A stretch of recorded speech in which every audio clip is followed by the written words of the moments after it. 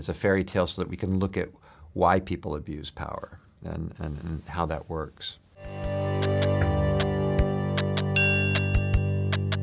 Of course, what sets this movie apart from others that tap into similar topics as abuses of power and predatory behavior is that we're watching a woman at the top of this kind of structure. And you've said that having a female protagonist has allowed you to really or better tap into power dynamics. But I was wondering, what exactly is it that allows you to do that with a female conductor and not perhaps a man in the same position? Well, I think, we're all unfortunately too familiar with how men have historically abused their power. And we still read about it daily. And we read about it in classical music circles too, and some of that is spoken about in the film. And there are names of people recently who have been involved in scandal and been involved in abuse of power, or at least reported abuse of power.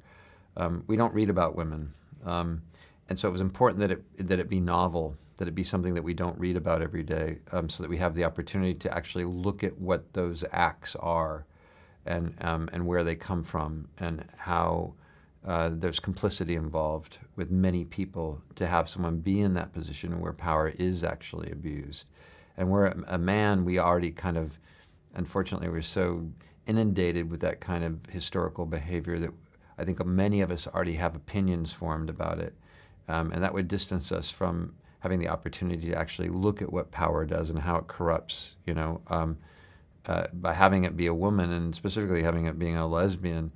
We're not reading about people who are in that position.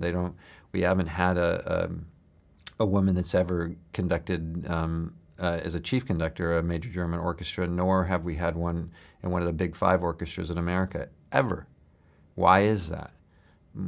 Because men hold the power, and so if the power is going to be abused, it's 99.9% going to be a man. So this is sort of a fairy tale, and it's a fairy tale so that we can look at why people abuse power and how that works.